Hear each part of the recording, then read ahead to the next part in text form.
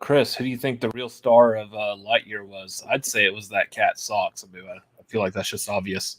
I would feel like it's definitely the cat Socks, but I also feel like it's this weird head full of hair on Buzz's head. Well, he's got a Buzz haircut. His name's Buzz Lightyear. I mean, it makes sense. What were you expecting? Look at the swoosh. I mean, I'm just used to a flat purple, I guess almost bald cap looking look. But his name's not Bald Lightyear. It's Buzz Lightyear. I mean, it should be like Caesar cut Lightyear. What if it was Pompadour Lightyear? What if we just started the show? This is dumb.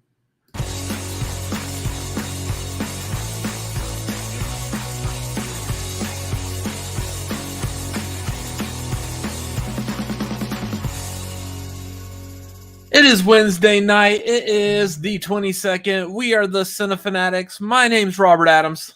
I am caffeinated Chris Adams. And it is time for the tagline. This is a show where the tagline is the title. We are the Cinefanatics. We're going to kick this off talking about movie news and movie stuff related to movies because we like movies, and that's why we call ourselves fanatics of cinema. I never drink caffeine after 8 o'clock at night. It's only 8:07. You'll still be okay.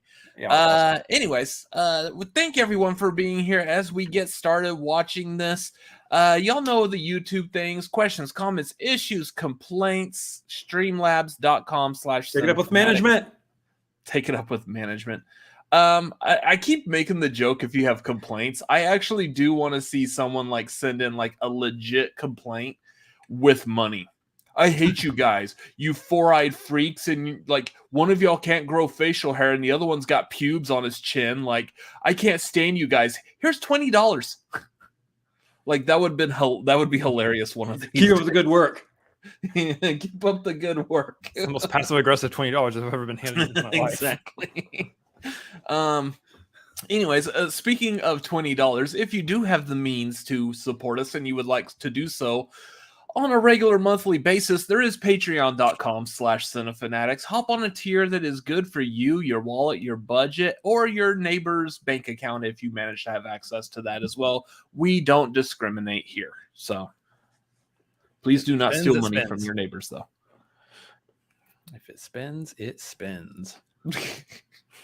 So kicking off at the top of this, stuff that is coming up. Not so much here that I want to talk about for like what we're going to be promoting. We are going to go see Elvis tomorrow night, so there should be like the quick like 2-minute out of the theater review. Be on the lookout for that at Cinefanatics MLP on Twitter and here on the YouTube. I usually post it up here also, so the YouTubers can see it. In case you are like our father who doesn't use Twitter.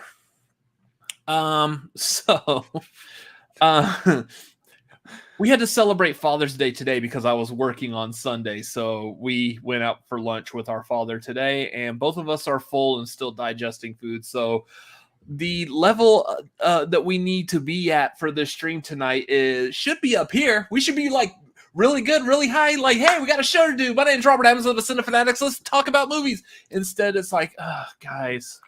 I'm trying to look like this right now. I'm trying to get some wings from a Red Bull here, but I mean, I'm doing okay. I feel great. I still feel full, and I don't feel like I really ate that much. But anyways, beside the point, we had a talk with our father, and he's like, yeah, he doesn't use Twitter at all. There's never a need for him to use Twitter. God bless that man. Yeah. Must be nice having absolutely no frustrations that you come across at all on a daily basis. Oh. That must be fantastic. What a world. Yeah. I feel like if you don't have a Twitter account, we should just refer to you as an ostrich. You just bury your head in the sand and you're oblivious to anything that's going on. You're a beautiful unicorn. Well, yeah, that too. Like, do you actually exist? Are you a real person? Yeah. Something fell and I don't know what fell, and it's weird. Anyways, so real quick, stuff I do want to promote that we're not actually doing ourselves. I have been doing reviews for The Boys, the Amazon show. We're going to start promoting other stuff. Yeah, with Ember Productions. If you tune into ABC, you can watch ESPN on ABC sometimes on Saturdays. They play football. Go check out the ridiculousness over on MTV, the channel that used to play music. It's now commonly referred to as the Ridiculousness channel. Yeah. Anyways, I am a part of this review with Ember Productions over on Ember Productions. I think we just did episode 5 or so of The Boys, whatever the newest one is. I think it's 5. Hey, you're booking it. Had a lot of fun with that one because there was a musical number in the middle of that episode. And yes, if you're not familiar with The Boys or you have a very common knowledge of The Boys, saying that there's a musical number in it does not make sense. But you need to go check out either the show, but if you don't want to check out the show, watch us talk about it because everyone over there on that episode absolutely loves musicals. So nothing surprises me anymore. You saying there's a musical number in The Boys is the same to me as someone saying there's a dance number in the intro of the Peacemaker show. Yeah, pretty much. Exactly. So anyways, go over there, check that out. Later tonight, I will be heading over, as usual, typically on Wednesday nights. I will head over to a fan's view of film favorites. Tonight, we are watching Hellraiser. Cube! No, that's a different movie. Although it actually does kind of look like the pattern on the Lament configuration box here. But yes, if you've never seen Hellraiser or you're like leery of watching Hellraiser because you should be, if you want to have some good time while watching it, join us over there. That is going to be at 8:35 Pacific, 11:35 Eastern.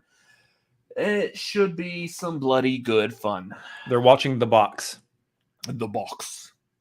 No, that's I think that's James Marsden and Cameron Diaz. Yeah, I believe so. With that's with Owen Lars. That's a deep cut right there. With Owen Lars. Yeah. Mm-hmm. Anyways, and then on Fridays, typically on Friday nights, we are both over on a Fans View talking about Stranger Things. We will be doing that possibly this Friday. There's still some stuff that's up in the air, so not sure if we will be doing that live this Friday, but make sure you follow _Fans View on Twitter for all the updates on that.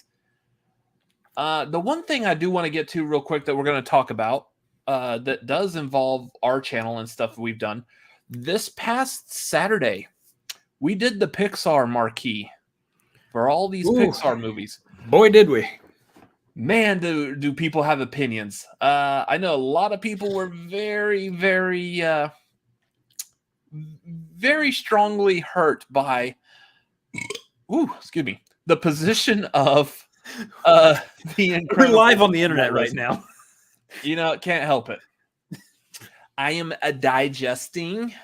So, anyways, people really did not like the placement of The Incredibles on our list. And I understand. I get the idea. If you didn't watch the program, then of course you have no idea why The Incredibles was put, I believe it was put C tier through the end of that. Where it if belongs. You watch it, you understand the reasoning behind it. But that being said, I still love all the discord on Twitter about it. The discourse. The discourse. Discord is the thing that you can join being a part of our Patreon at patreon.com/cinefanatics. God, you're 40. Did you want to say something about the Pixar Marquee or? Yeah, The Incredibles belongs in C tier. Oh, okay. Yeah, it's a C tier movie. It's a good movie. I mean, almost every movie on that list was still a good movie. It's just, except for Good Dinosaur and Cars 2 and whatever. Anyways, at the end of that marquee, though, we did tease next month. Next month is going to be huge. We've got 3 marquees that we're doing next month. It is going to be the largest Marvel Cinematic Universe ranking ever. This will take place on July 9th, 16th, and 30th. Here's what's going to happen. I want to break down exactly like how this is going to go so everyone understands. And where's my notes about it? Right there. Cool. Anyways, here's what's going to happen. We are going to tier rank the MCU. That is a ton of movies. It is quite a lot of movies. As y'all saw with the Pixar Marquee, that was 3.5 hours because there were 4 of us all talking and giving our opinions of each and every single one of those movies. We're not going to do that with the MCU.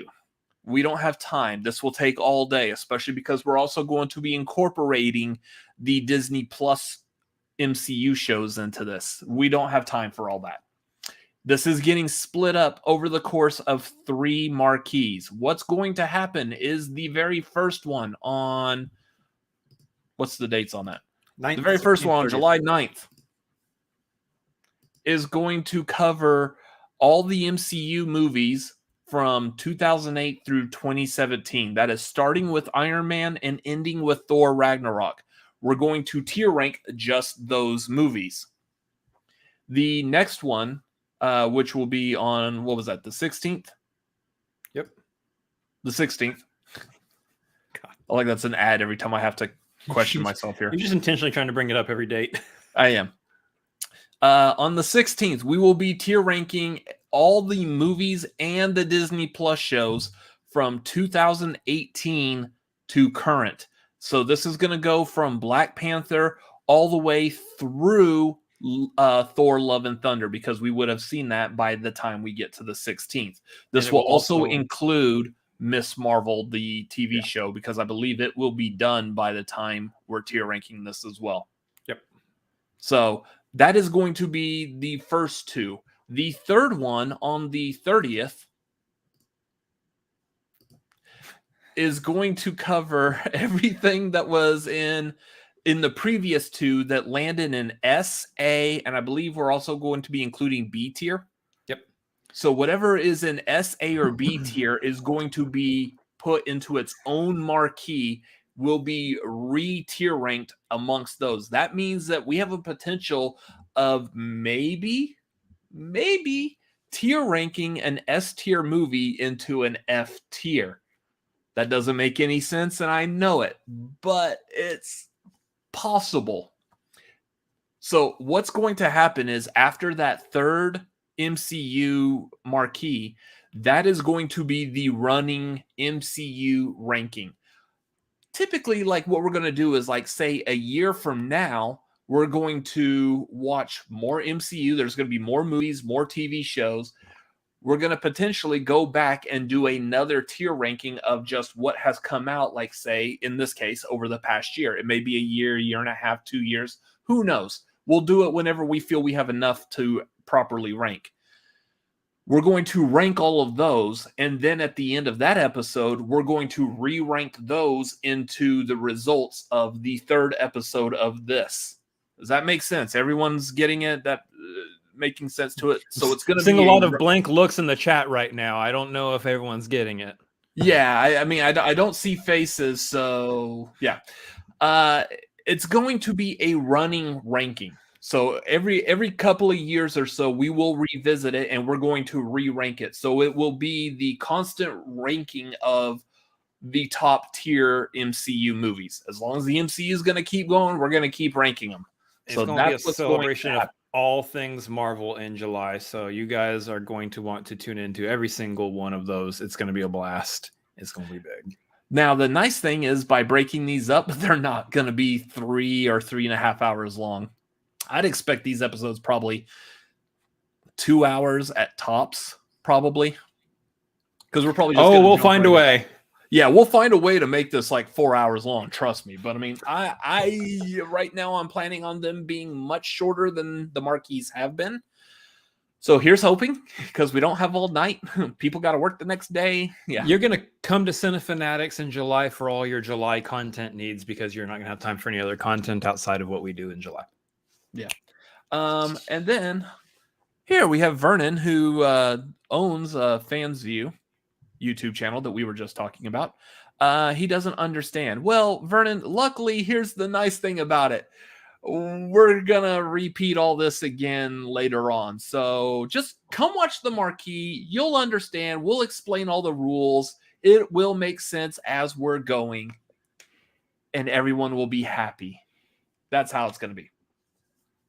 If we were ranking just all of the MCU movies not including the Disney Plus shows, but just the movies themselves with 4 guests or 4 of us talking about the 2 of us plus 2 guests, yeah, that would easily be like 5 hours long. There's no way we're doing that. Just nope, no time. So that's why we're doing it this way. Keeping it short, making it hopefully a little more digestible for more people to come watch instead of like people just giving their opinions on Twitter without the context of what we were actually talking about in the show. So that is what's going to be happening. Anyone got any questions? Cool. Moving on.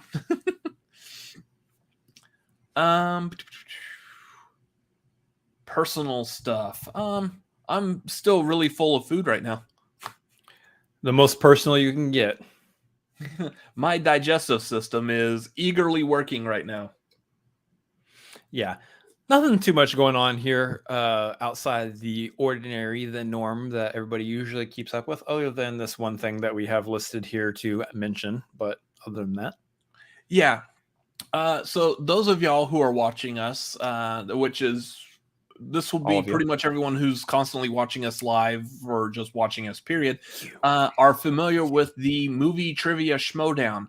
One of our friends from the Movie Trivia Schmodown, that would be the boss, Ben Bateman, is going on tour this summer for his music. He makes music and it's actually really good. We've heard him live once already. So he is coming to Austin this weekend. Yes, we are in Austin, Texas. He is coming this Saturday. And here's all of his other tour dates. If you are able to come see us, we will be at his show this Saturday. So pick up your tickets, benbatemantour.com. If you are not in the Austin area and you want to see him, here's the other dates that he is going to be at. Again, we've already seen him live once in LA. I highly recommend pick up some tickets, go support him. He does good music. It's quite enjoyable. Yes. Yeah, it is good, like relax, chill, have a nice like drink. I don't know. Would it be too far to say that this is some good baby making music? I would say he's like somewhere around the Jason Mraz, John Mayer realm in terms of his music style. So if that feels up your alley, even if it doesn't, go see him. Did you say it feels up your alley? That feels up your alley, not fills up. Feels up. So baby making music, yeah. Anyways, make sure go get your tickets. benbatemantour.com. Not a sponsor. It's just we like the guy. We're gonna go see him on Saturday. So I've never made a baby. Oh, I'm glad you're just now coming to that realization because that was gonna be weird. Pretty sure I've never made a baby. Here's a nice thing though. Between the two of us, we've got so many toys and stuff like around here. Kids would love this place. Oh yeah. But they can't touch any of it. Yeah. Garth. Kids Movie Trivia Schmodown. Isn't that like the FCL? It is like the FCL, Garth. In many, many ways. In so many ways. in very extreme ways. Yeah. In very extreme ways. Vernon's got his tickets doing the VIP in Nashville. Well, thank you, Vernon. Thank you for supporting Mr. Ben the Boss Bateman out there. Anyways. I don't have anything else really personal going on except my cat is outside my door like screaming her head off because she wants food. She knows you're live, and that's how it usually works. Yeah, she's like perfectly asleep all day, and now meow, meow. Anyways, movies that we have watched over this past week. What all has everyone seen over this past week? I need like some new movie ideas because thankfully, God, we're doing this MCU Marquee. In case y'all don't know, it's going to be the largest Marvel Cinematic Universe ranking ever this next month. You know what this means? It means that the two of us do not have to watch any new movies to catch up and be prepared for this marquee. We have an entire month that we can watch whatever we want to watch. I don't even have to rewatch anything because I've seen the MCU enough times, all the movies enough times to get it. Yeah. So, because of that, I want to watch some movies that are not related to content that we need to make and pump out. What has everyone seen lately? Like over the past week or two or so, what would you recommend? And The problem that I have with asking for recommendations is like a lot of times people are quick to recommend movies that are like very niche, very like you wouldn't find it on the shelf at Blockbuster because Blockbuster Video doesn't exist anymore. But if it did, true. There would be like one video, and it's usually always checked out by the weirdo who lives down the street with the shutters on his doors and whatnot. You also wouldn't find it on the shelf at Netflix because Netflix is a digital service and doesn't have shelves. Yeah. What I like is when I ask for recommendations, I like when people are telling me of movies that are popular that we've all heard of, but I haven't seen. And I like it as like a reminder, like, hey, you haven't seen Lawrence of Arabia. You need to watch this. I just watched it the other day. It's a fantastic movie. It's time for you to sit down and watch Lawrence of Arabia. Lawrence of Arabia also. Lawrence of the Arabia. That's a completely different movie. The entire Arabia. Lawrence is the Arabia. Anyways. But yeah, that's the kind of recommendations I like is like, tell me a movie that I already know exists. I haven't seen it. It's just maybe not the forefront of my mind right now. And I'm not thinking about that movie. I like being reminded that this movie exists and that I haven't seen it. So yep. Until then, Garth is saying that he watched all 5 Joseph Kosinski movies this weekend.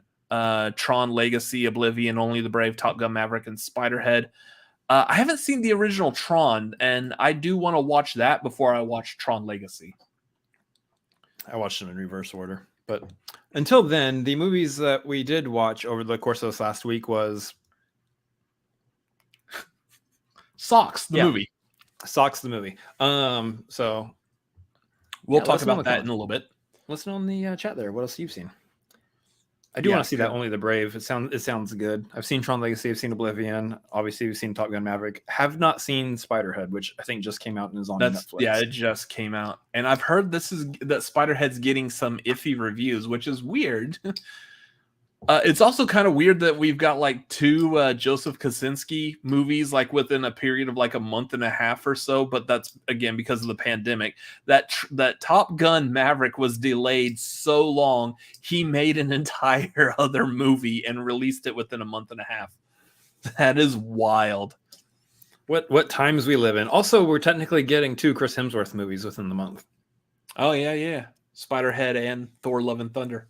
Yeah, interesting. Which is only slightly different from the multiple Tom Holland movies that we got just a short time ago with No Way Home and Uncharted.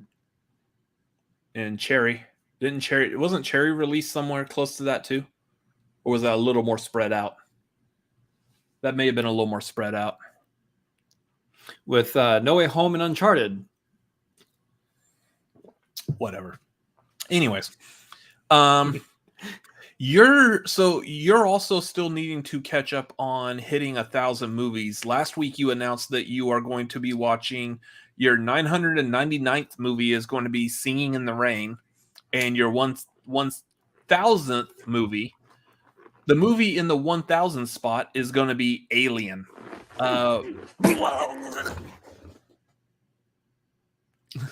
I just like as an adult, we demonstrate the chest burster from Alien the same exact way that a kid would, because there really is no other way unless you want to rip a hole in your shirt. So, hello, my baby. Hello, my honey. That's hello, Spaceballs. Yeah. You've seen Spaceballs. I have seen Spaceballs. When are you watching those? Good question. Probably after Elvis. Here's the thing. Elvis, so I'm at 9. Let me bring up my Letterboxd real quick, because that's where everything is marked down at. Hurry up and load app. Jeez. We're doing a live show. Hurry up and load app. Yeah, so I'm currently at 996. Elvis will be 997 tomorrow, and then I'll have 3 more, which I'm thinking right now 998 is going to be RRR, because I keep hearing how amazing that movie is and I want to watch it. So I just need to devote 3 hours to that at some point. And then after that is when I'll watch Singing in the Rain and then Alien. I'm trying to figure out whether I'm going to make like some kind of content or something out of it too. Like if we're going to have like people, or if I'm probably just going to watch them, because I don't want to like sit here and wait forever to watch these movies. So yeah, so when it comes to like the content, and this is something I know we've talked about doing before, is like potentially just going back and watching these movies or doing like some kind of like interview or talk about older movies, because when we started this movie channel, we've already watched like a ton of movies. So a lot of these older movies we've already seen, and it's kind of hard to talk about them because there's nothing new or fresh to it. It makes sense as far as the YouTube community is find someone who hasn't watched this movie, have them watch it, and then talk about it for the first time. So like in this case, Alien is an extremely popular movie that's potentially going to get a lot of clicks if you're like, especially if you do like the clickbait title of like non-horror lover watch Alien for the first time. That's probably going to generate some clicks and people will want to watch that. but I also don't want to do it like a watch along. I don't want to do that, and that's the thing. Do you do it as a watch along or and then edit it down, or do you do watch it and then like the whole content, the whole show of that is talking with someone who has seen it? Like in this case, you and I would sit down because I've seen that movie so many times. I could sit here and talk about the entire Alien franchise all day. Yeah. So something like that, where you and I just talk about it, or we get someone else who's an expert on it. Like if you're going to watch Jaws for the first time, sit down if you can and talk to Dan Murrell about it, for example. That'd be a lot of fun. I don't know if we can do that, but that'd be a lot of fun. Yeah. But like that would be the fun kind of like content I think that would work great for that. But yeah, I don't know.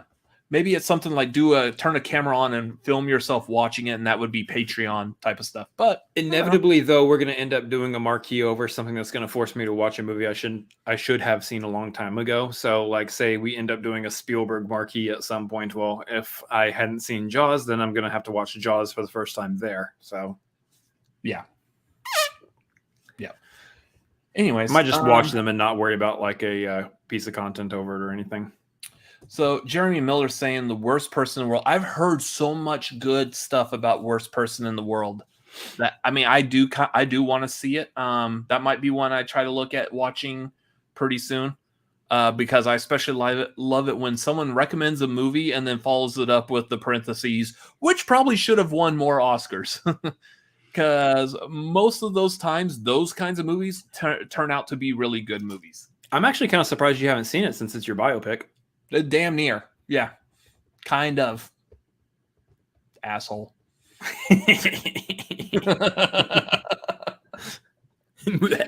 Anyways. Coffee's kicked in.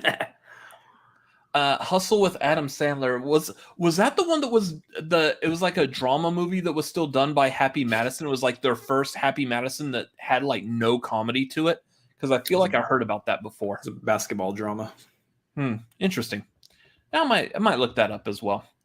But yeah, I'm looking at catching up on some like horror and like a whole bunch of like, I'm always catching up on horror. I don't know why I say that. Just if I'm alive, I'm catching up on horror movies. That's it. You're not catching up on horror. You're just watching horror. Well, there's a lot of horror movies that I haven't seen that I should have seen still. So I think, okay, so hold on. When you say that, that's very different than movies that I haven't seen that I need to catch up on. I haven't seen Alien. That's a movie that I should have seen that I need to catch up on. You haven't seen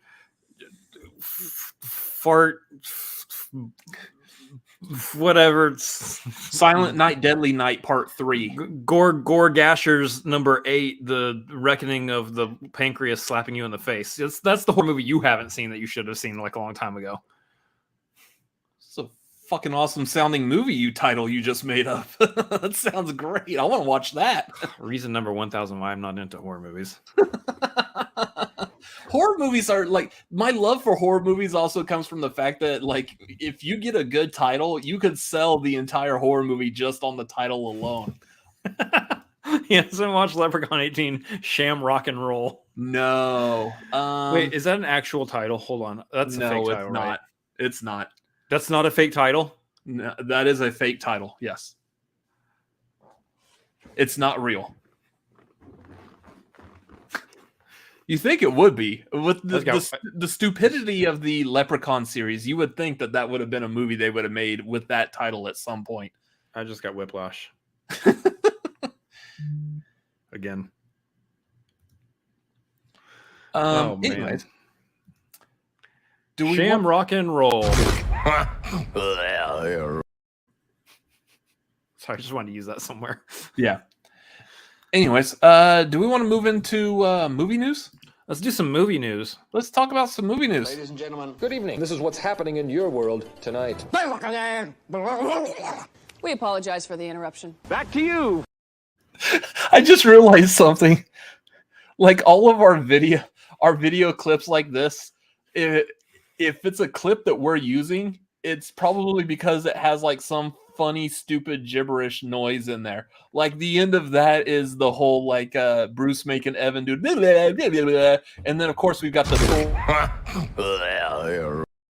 like it's all just like random like sound clips of someone. He just wanted to play that again. It's kind of funny though. How's that box office looking? It looks like a box office. Mr. Box Office. Man, can you remember back at time, what was it, maybe like 2 years ago, around this time? When the pandemic was in full swing. We weren't doing box office because the number one movie was there was no box office. No, there were no movies. The number one movie in America was Tiger King on Netflix, and that wasn't a movie. Pretty much it. Yeah. Yeah, that's basically it. It's just great to be able to look at all these big box office movies here again. Can we guess what number one is in the box office this week, everybody? So I can guess what it is, but I'm almost certain that I actually already know, and it's not what it should be, unfortunately. Only by $9 million. So number one is Jurassic World Dominion still. Number one is still Jurassic World Dominion from last week. It has held on to that number one spot despite having a 59% drop off. Jeez. And only making $59 million.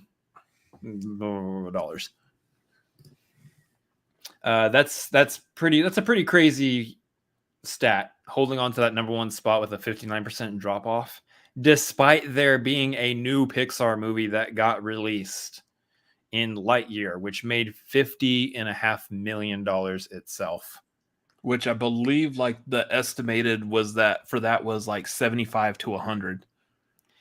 Yeah, so it fell below expectations. It definitely underperformed what they were hoping for. Which the topic of conversation around that is hoping that they're not going to take away the wrong lesson here, which is that Pixar is now just doing better on Disney Plus than it is in a movie theater, because I very much enjoyed seeing Lightyear in a movie theater. I would have watched it if it was on Disney Plus, of course, but I very much enjoyed actually seeing it on the big screen, and I think Pixar needs to maintain that despite them having just released a bunch of movies on Disney Plus. Yeah. Hello, Amber. Again, go check out Ember Productions where we're talking about The Boys. We're actually going to talk about Obi-Wan here for a little bit in a little while. So, Yep. So yeah, Lightyear's number two. Number three, obviously, is still Top Gun Maverick. Another 13% drop off from last week. That thing's been out for 4 weeks now, an entire month, and it's still cranked out $44.5 million in its fourth week. That movie has got some, what do we call it, legs? Or should I say wings? You can say wings. A beautiful butterfly. Speaking of Pixar. Anyway, yeah, so Top Gun Maverick's been holding the sky. I don't have any more plain puns. It's been holding on. Only at the number 3 spot, so I wouldn't be surprised. Okay, well, so we got Elvis coming up this week, so Elvis will probably end up taking that number 1 spot. It's definitely not going to be Dominion again. It won't be Dominion. I don't know if I would say Elvis is going to take that top spot though, because it's like a 2.5 hour long biopic directed by Baz Luhrmann. Baz Luhrmann is great, is one of those directors that's great artistically, but not necessarily a box office draw name wise.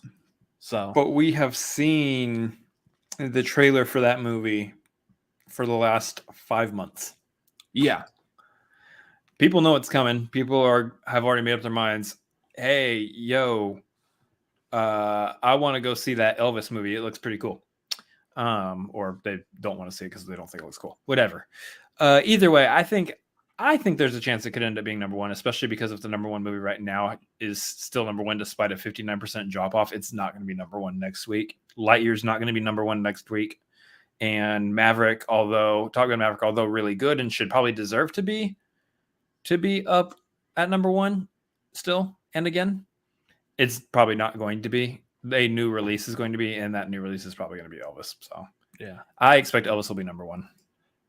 So Lego here is saying, isn't Elvis the box office draw? Here's the thing with that, though. In all reality, I would say yes if this movie came out like in the 2000s.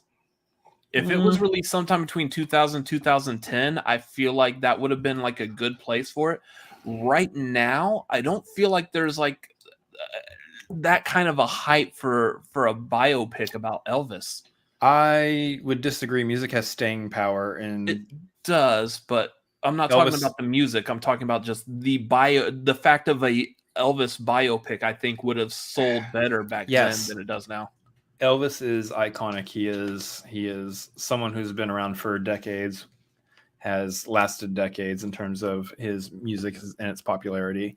I think a biopic of him will sell no matter when you put it out.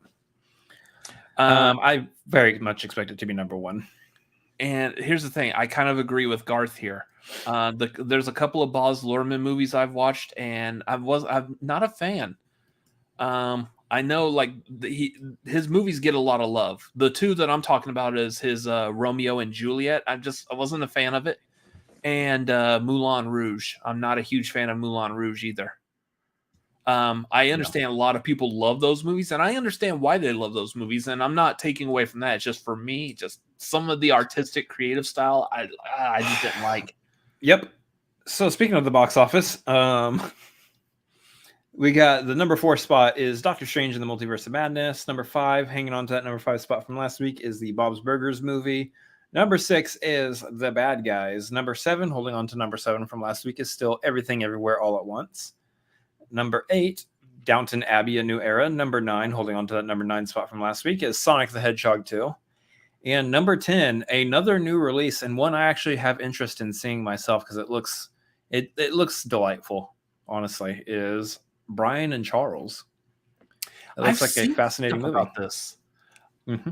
I don't know what this is about, but it just looks so bizarre. My tummy is a washing machine. Amber, I came back to yell at Robert for his take on Moulin Rouge. I mean, I get it. Saw that one coming. Yeah. Saw that one coming.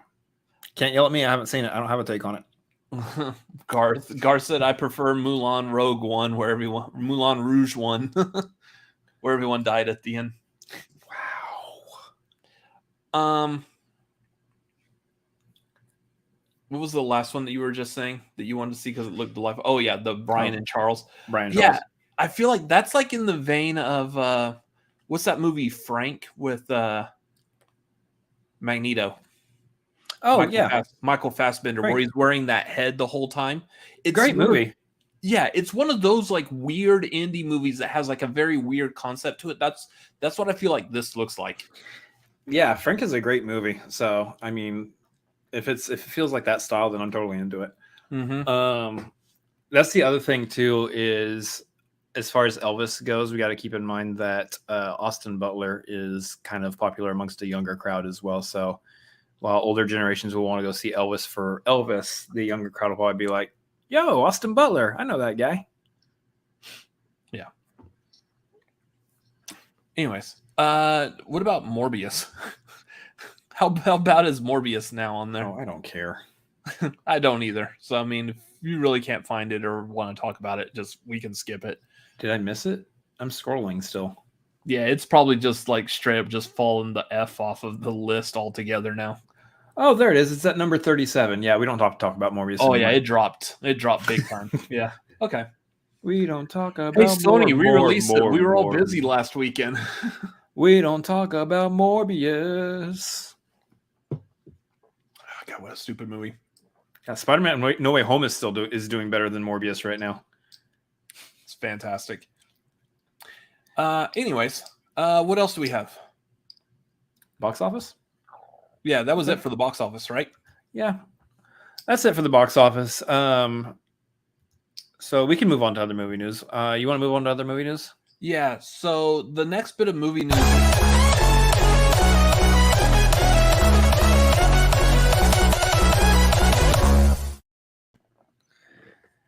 Guess what, guys? There's some leaked set pics of Margot Robbie wearing pink bell bottoms, and her and Ryan Gosling are wearing cowboy hats.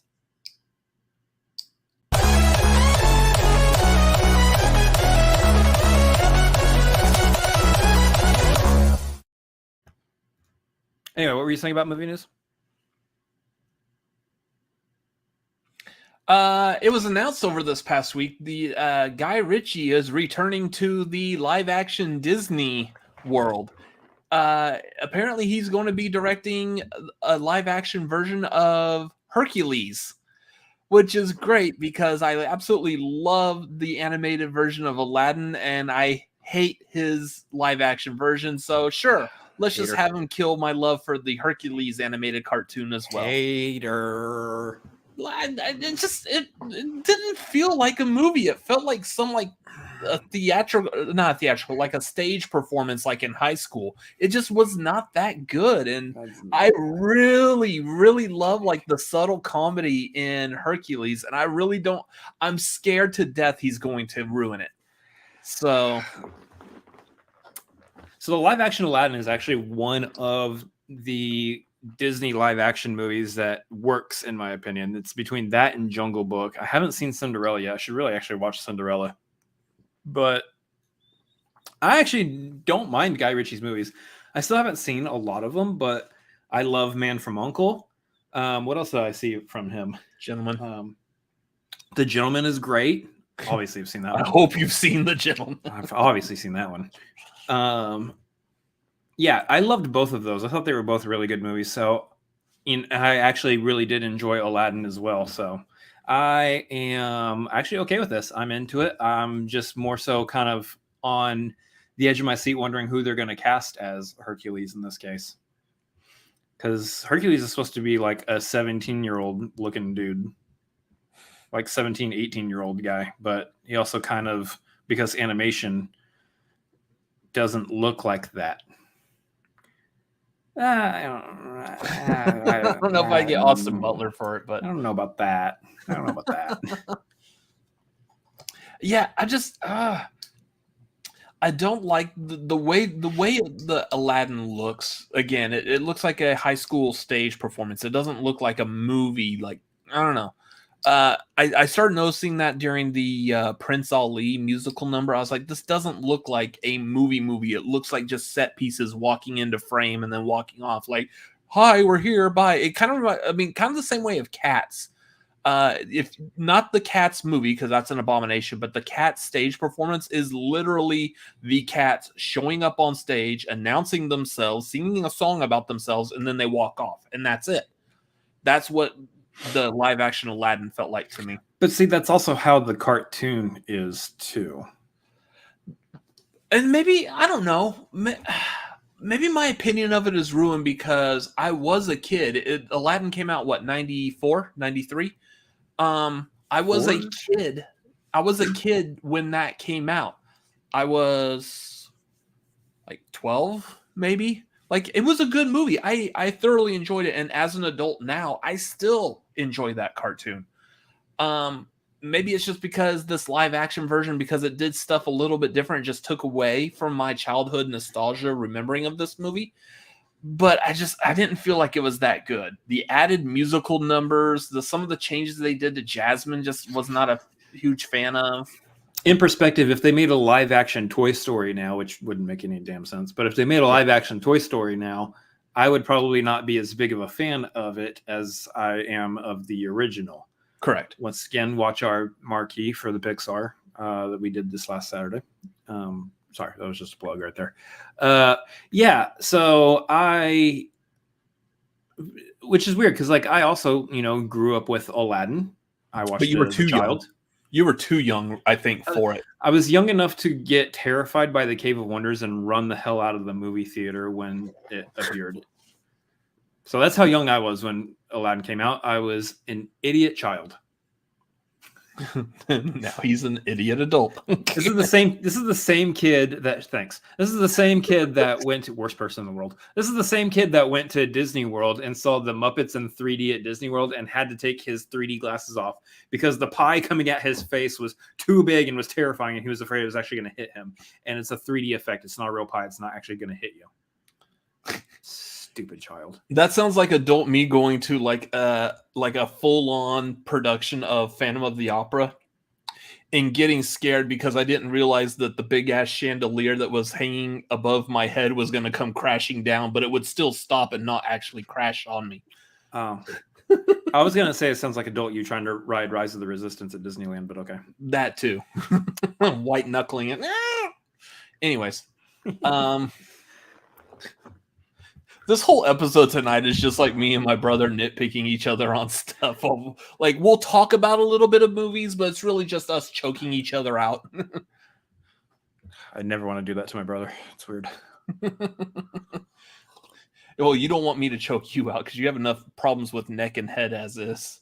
Yeah, that's totally what I was thinking just now. Anyways, yeah, not a big fan of this idea, but I mean, I'm still open to it. I like Disney. I will go watch it.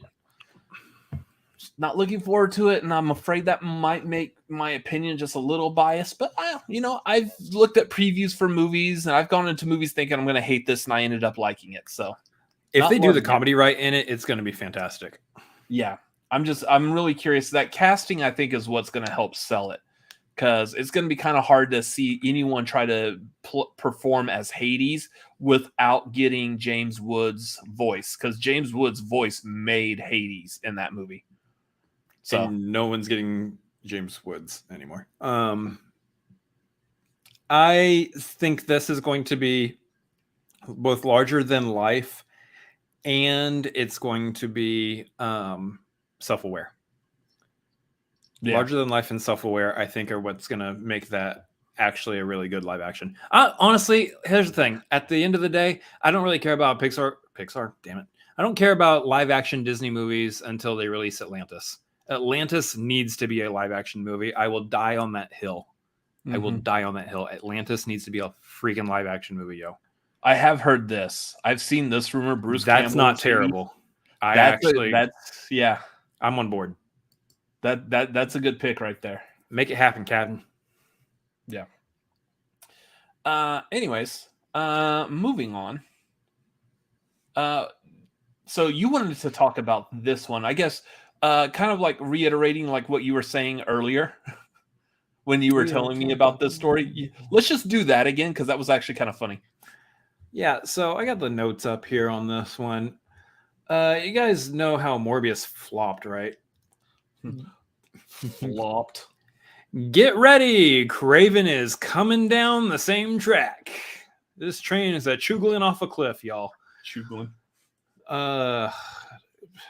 So there's a comment that Aaron Taylor Johnson made in regards to talking about Craven, and it just has all the wrong notes on it. It's that's going to be our last topic, BC. We're going to talk about it towards the end of the show when we get into our spoiler talk of Lightyear. Here in a little bit. So here in a little bit, we got a couple stories to run through first. But anyway, yeah. So let me read Aaron Taylor Johnson's quote real quick, and all of y'all can just kind of surmise and probably guess what's wrong with everything I'm about to say, especially those of y'all who know the character of Craven. I want to do like kind of what we were doing earlier. You were telling me this, and I'm just going to give you like my commentary as you're reading this. Well, just a couple sentences here. Mm-hmm. One of Marvel's most iconic, notorious anti-heroes, Spider-Man's number one rival. Yeah, let's do it like one at a time. He's not an anti-hero. he's not iconic. He's not iconic. Well, he's not full on iconic, but yeah. If Spider-Man's iconic, Craven is not. Correct. One of Marvel's most iconic, notorious anti-heroes. So, yeah, not an anti-hero. Spider-Man's number one rival. He's not the number one rival. That would be Green Goblin or Dr. Octopus or Venom. Yeah, one of those three. He's definitely in the top 10, I would say, of Spider-Man villains, but not the arch rival. Barely in the top 10. Except for Kraven's Last Hunt. That was a really good storyline, but aside from that. He's not an alien or a wizard. True. Correct. He's just a hunter. Correct. Mm-hmm. Kraven the Hunter. Yeah. A human with conviction. He's been convicted of crimes. Probably he's a villain. Yeah. Oh, yeah. An animal lover. Who kills animals and then wears their skin as his clothes. Yeah. Kind of what Garth is saying here, too. Yeah. Loves to hunt Garth them. already Yep. knew this was coming. Yep. Loves to hunt them. And a protector of the natural world. No, he's a hunter, so he hunts for sport. He's a very, very cool character. And it's kind of a lame character, actually, in my opinion. He also confirmed this is the rare Marvel film that is shot entirely on location. We don't have the location, but it's shot completely wherever that is. Yeah. So wherever it was shot, it was completely shot there. So here's the thing. In the comics, this is what Dark Horizon says. In the comics, Kraven is a big game hunter who wears animal skins as clothing and seeks to kill Spider-Man, making his description here as a conservationist rather at odds with his comic counterpart. Yeah. So the way they're posing it is making him sound like he's a conservationist, cares about animals, cares about the natural world, wants to protect them. Like the Indiana Jones of animals, it sounds like it belongs in a museum. It belongs in nature, not hanging on a wall as a big game trophy. That is not Kraven. Kraven hunts. Kraven's a hunter. That's why he's called Kraven the Hunter. Yeah.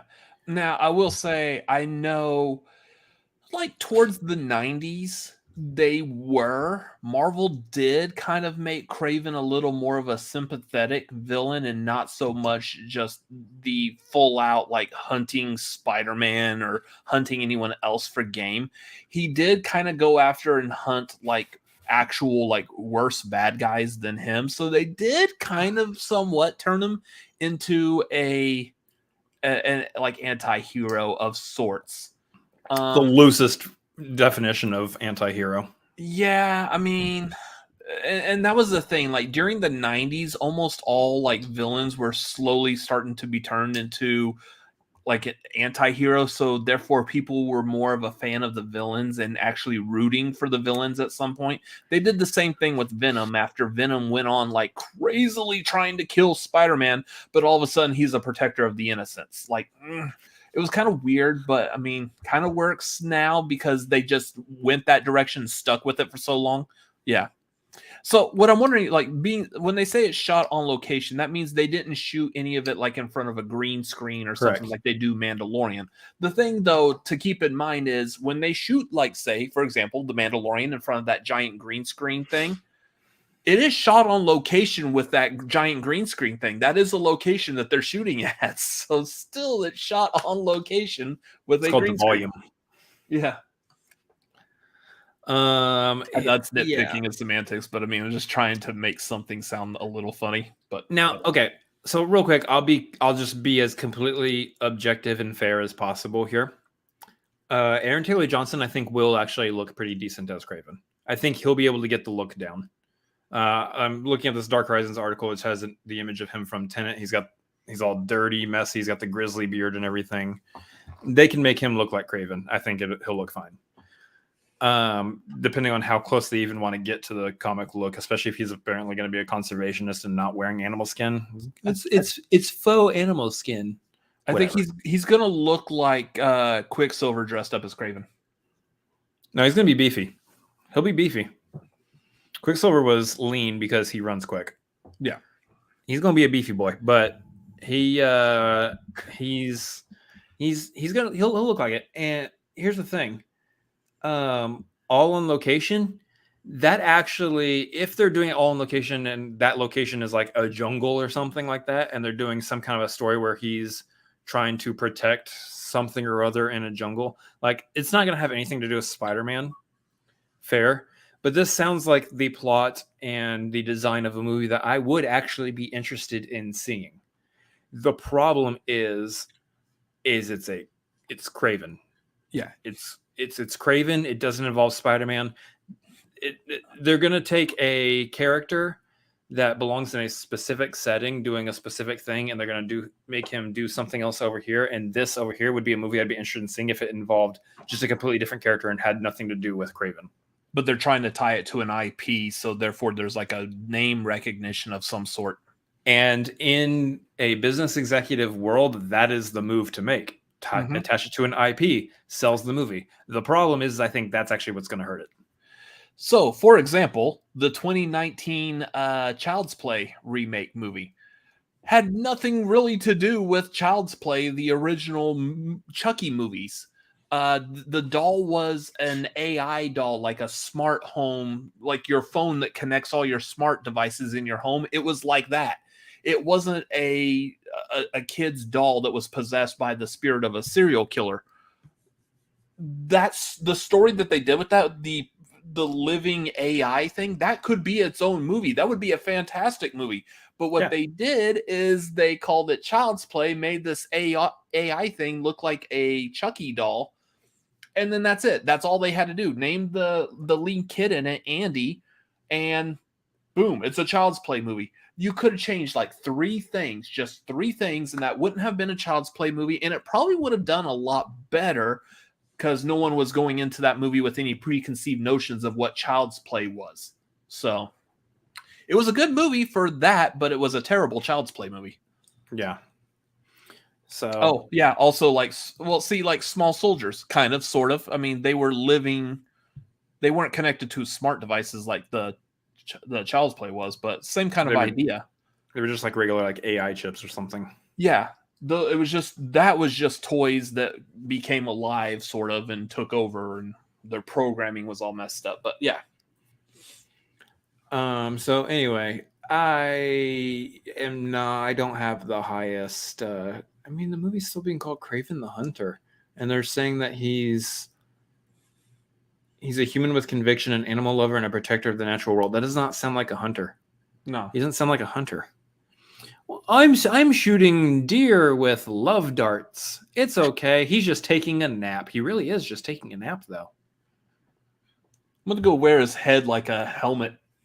I'm just going to carry him for a little bit. When he wakes up, I'll let him run off on his own. Scamper along, little buddy. Scamper along. No. They're shooting it on location. That location needs to be New York City, and Spider-Man needs to be involved, and it needs to be done by the MCU and not by Sony. That's how that movie is good. This is not going to be good. It's not going to be great. So, thank you, Aaron Taylor Johnson. I don't have high hopes. They shot on location at a Greenpeace call center. That's good. Anyways. Oh, man. Oh, God. It's going to be awful. So, speaking of the MCU, what did Kevin Feige have to say about the MCU? Kevin Feige is talking about lately how everyone has no idea what the direction for the next saga is in the MCU. They are watching these movies in Phase 4, the TV shows, and they're like, we don't have a through line. We don't know what's happening. And Feige's like, hey, everybody calm down. Come on. Do you know me by now? Yeah, I'm paraphrasing, by the way. Do you know me by now? I've been doing this for over 10 years. It's coming. Whoa, hold on, sweetheart. It's coming. Yeah, like freaking Penguin from the Batman. Hey, take it easy, sweetheart. Take it easy, sweetheart. I got this. I'm Kevin Feige. That's how Kevin Feige's going to sound from now on. Anytime we have a news story about Kevin Feige, hey, I'm Kevin Feige. I got this. I know what I'm doing. Take it easy, sweetheart. Take it easy. I got this. Trust me. That Terrence Howard fella, he out of here. He didn't have what I was doing. I know what I'm doing. Edward Norton, that guy's a fool. He doesn't. He's out of here. Easy to work with. Get him out of here. Bring in that Mark Ruffalo cat. He's a cool guy. That Mark Ruffalo kid. He's a good kid, except he spoils my movies. But I like him anyways. I like the cut of his jib. Become a really bad stereotype. I'm like, why is Kevin Feige a Scorsese gangster all of a sudden? I was like, what stereotype are you doing? What even accent is this? Do you like my movies funny when Taika Waititi directs them? Does he make you laugh like a clown? I'm Kevin Feige. Pretty sure Feige is German, too. I know. So it's not even Italian. What have we become? Yeah, so Kevin Feige is like, everything will be clear here pretty soon. Wait like a few months. Our next project's coming up. They'll give you a clear direction. Some of the stuff right now it's apparent to me, but might not be apparent to you. And I'm sitting there thinking, like, of course it's apparent to you, Kevin Feige. You have thought about all of this probably like 5 years ago at least. So, you know. It would be Gabagool. That's gonna be the villain. Take it easy. I got this. I'm Kevin Feige. Hey, Kevin Feige, what's next in the MCU? Hey, take it easy, sweetheart. It's the Gabagool. I got the Gabagool coming. We're gonna treat him with respect, you know. That's how we do it in my country. We got the Gabagool coming. Iron Man 4 is coming. Isn't Tony Stark dead? Yeah, but Gabagool. Oh, okay. Kevin Feige's got this. Yeah, we trust him. All right, I'm going to let you know something right now. The main villain of Phase 4 is going to be Sony Pictures and the way they fucking up the stupid Kraven the Hunter. Shut up now, sweetheart. I got it taken care of. I'm Kevin Feige. I'm Kevin Feige. Look at me wearing my baseball cap. I'm Kevin Feige. You don't need to care about my bald head. I'm Kevin Feige. Like, I hate this, but at the same time, I love Kevin. Kevin Feige is like the Lord and Savior of our movie world. So, like, no disrespect to him, but this is please fun. say that, because this is going to get clipped out, and this is going to be the one thing that someone actually sees, and he's going to see it, and he's going to be like, "Who are these fucks? How dare they?" I'm producing here. Yeah. This is a Kevin Feige production. We got this. Do you have a bird in your apartment to ensure there isn't a gas leak? Maybe go check on Lola, see how she's doing. I don't hear her asking for food anymore, so who knows? She might be passed out. Anyway, all that to say, that was just a quick news story to say that Kevin Feige is saying everything's going to be okay. We've got plans. Those plans will be revealed soon. We love it when Kevin Feige gives us an update because we love the MCU. We love what they produce. And the fact that we got that recent news that they were like going into a meeting to plan out the next 10 years. I'm like, this train isn't slowing down anytime soon. Like, you'd think at some point, because here's the thing. Here's the way comic books work. You can keep storylines in comic books going forever because all you got to do is just continue drawing the character at whatever age you want to keep them at. And you can just make storylines. You don't have to specify a time period, none of that. These characters can live forever. Humans age. Real life humans who portray characters in movies, they actually age. Eventually, they can't portray characters anymore because they're either too tired or they become too old to portray that character. Hugh Jackman, Wolverine. Mm-hmm. Hugh Jackman is Wolverine. Maybe an argument can be made for Robert Downey Jr.'s Tony Stark, you know? So the MCU is a unique thing, but it does have a shelf life in that at some point something's going to have to happen that the entire thing either gets rebooted or it has like a fitting conclusion and we don't have another MCU for another 10 years or something, kind of a situation. I don't know what that looks like. I don't know when we reach that. It's probably not until I'm 80 something years old. Who knows? They might even because they have multiverse aspects now, they might even be able to reintroduce a multiversal Captain America. Good writers will find a way to make us feel good about having a new and different Captain America. Who knows? They might be able to go that route, but eventually I think they will have to come to an end, but clearly that end is not coming anytime soon. If they've got 10 years planned, then I'm going to be freaking 40, almost 43 by the time this 10 years is, good God. Yeah. And again, we haven't even scratched the surface with like Fantastic Four, the X-Men. Yeah. All of these are coming back to the MCU. There's a lot that they could still do that we haven't gotten into yet. Like Garth is saying, there's even Young Avengers and Thunderbolts. There's a lot still there. Yeah. Anyway, that's all coming down the way there. So it's going to be interesting. It's going to be interesting. Must be nice to have that kind of a plan to be able to, your movies and what you're creating that well, to be able to plan that far in the future and secure it that well. You know who should have been doing that this entire time? Oh, God. What a transition. Here we go. That was a segue into our next one. Warner Discovery, whatever they want to call themselves now, has publicly said that they desire to have an MCU style version of the DC Comics universe. Yeah. So, you're just now realizing this. Like, Warner Brothers Discovery CEO David Zaslav has reportedly expressed a desire. This is again Dark Horizons quoting this. Has reportedly expressed a desire to grow the DC universe to a Marvel Cinematic Universe scale. The Flash was originally set to serve as a potential multiverse opening film for DC, but now seems like more of a last hurrah of the pre-Discovery era Warners. I wouldn't at this point be surprised, as a quick side note before we really dive deep into this, I wouldn't be surprised if Black Adam does not make mention or touch on anything other than possibly Shazam. Which is going to be kind of weird because Shazam touched on more, but they only touched on more with the Superman cameo, sort of. So I'll go back, and my initial thought when the DCEU, the DC Expanded Universe, was first kicking up, and that was their answer to the Marvel Cinematic Universe, the first thing we got was Man of Steel. And then we got Batman versus Superman. Then we got Wonder Woman. Then we got Justice League. Like, Justice League was the Avengers movie, essentially. They went from Man of Steel to the Justice League movie within like 3 movies. They should have known. No build up. There was no creating these characters like Marvel did. Marvel built up to the Avengers. They had single movies for Iron Man, Captain America, Thor to build up to the Avengers.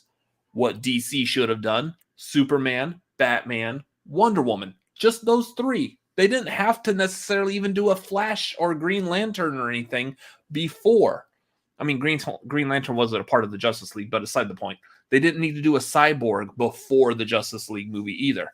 They could have literally just copied Marvel and have like Cyborg be a part of the Wonder Woman movie, or Batman, probably more likely, actually. Cyborg's story being involved in Justice League, and that's where you introduce Cyborg. That too, yeah. That was actually really good just in that. But at that point, I would give Flash and Aquaman their movies before Justice League also.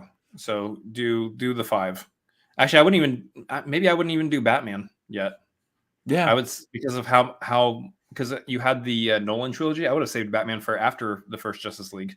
And again, kind of like what I was telling you earlier, my problem with the Justice League movie is that the movie made it seem like Batman was essentially the one trying to form the Justice League, when in the comics and everything, Batman is the one who doesn't want to be a part of the Justice League. He's the loner with his like family of like 50 friends, all a part of the whatever.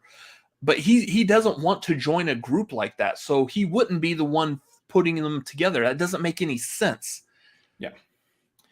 Yeah, what you're saying does make sense. Like, leave Batman for his own movie, have him introduced in like Justice League, and then give him his own movie where he's dealing with the fact that he has the friends in the Justice League that he can rely on, but he's not going to.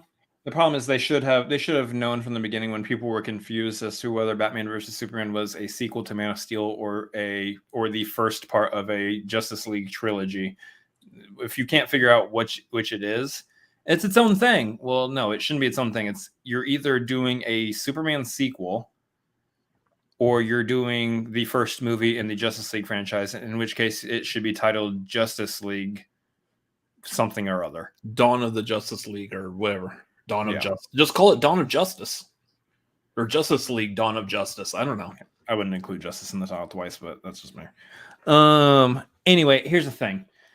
So all this is surrounding the talk of the Flash right now. The Flash obviously has problems because Ezra Miller has a bunch of problems.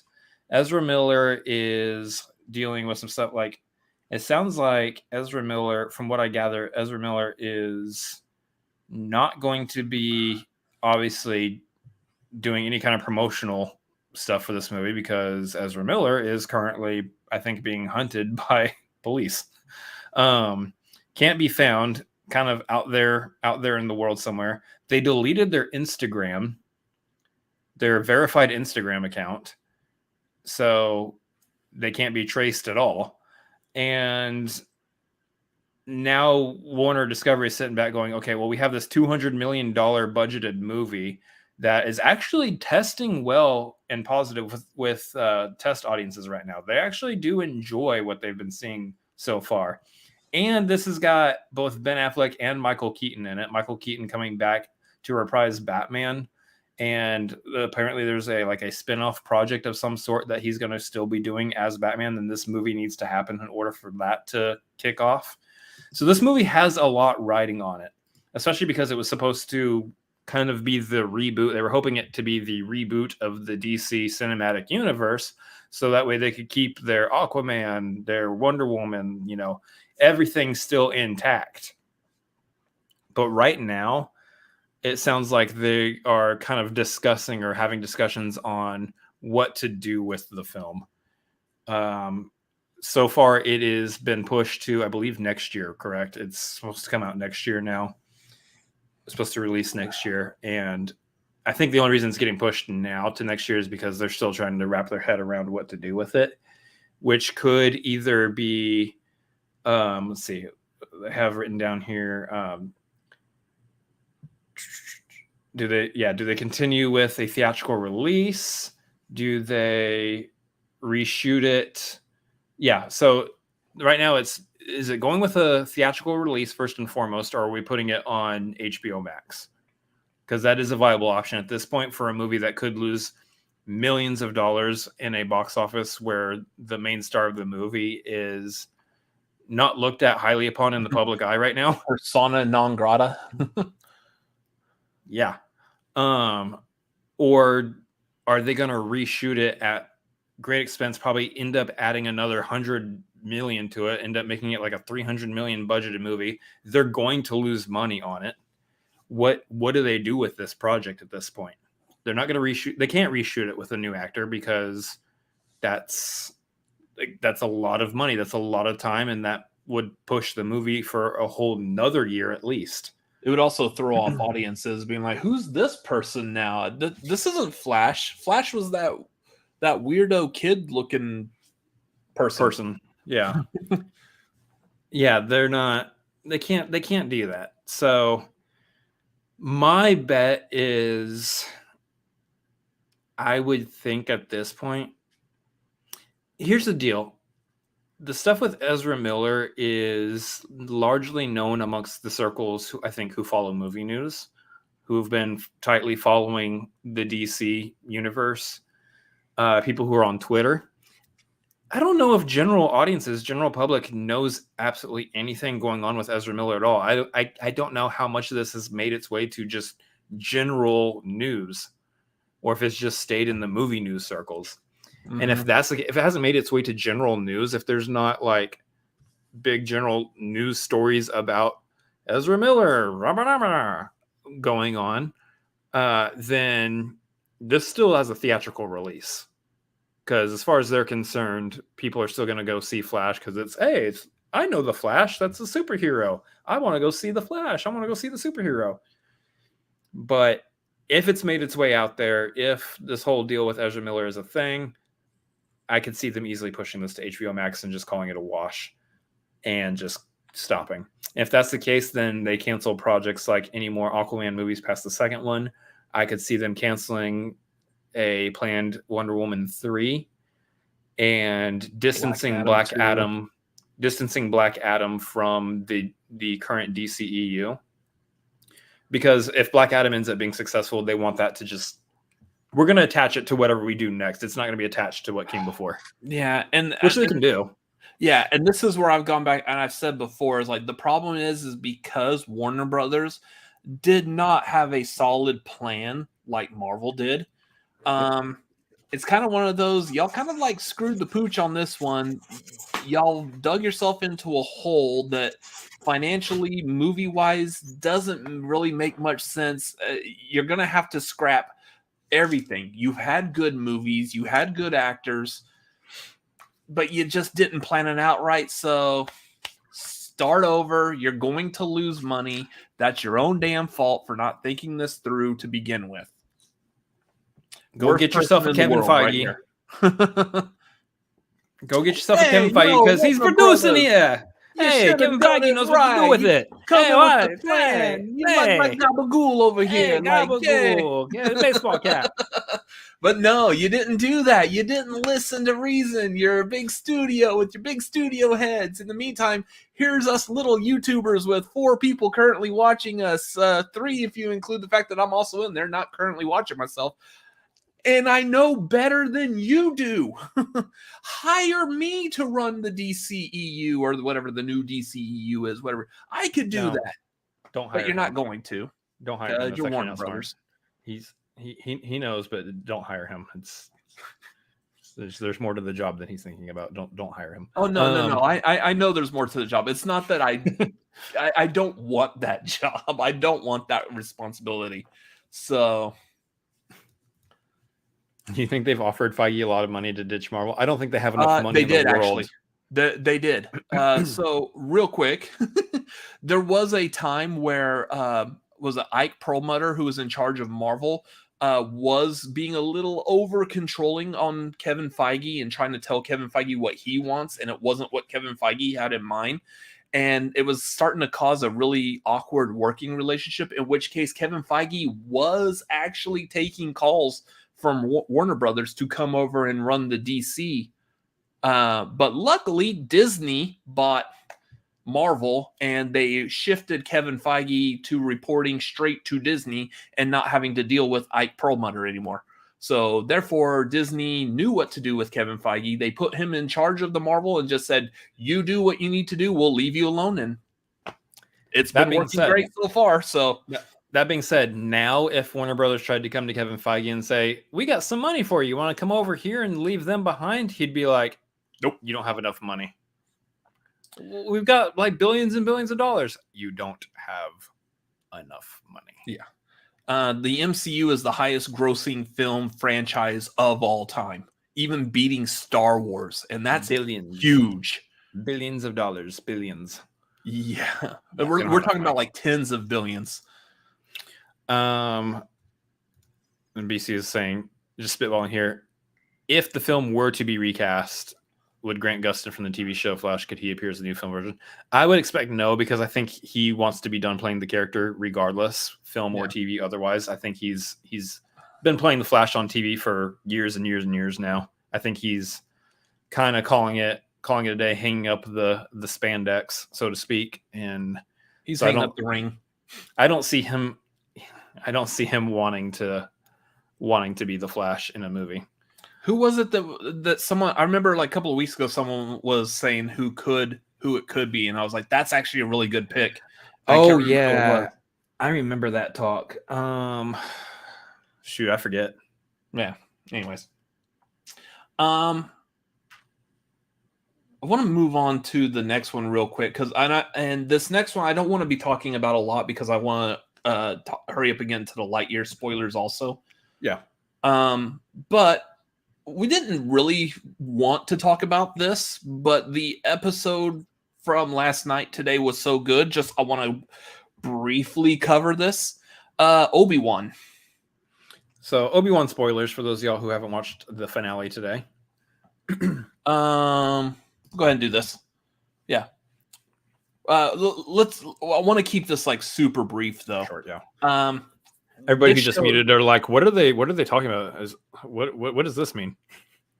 Yeah, we're talking about Obi-Wan spoilers. So if you don't want to hear it, just mute real quick. But when this banner down here disappears, we're not talking about it anymore.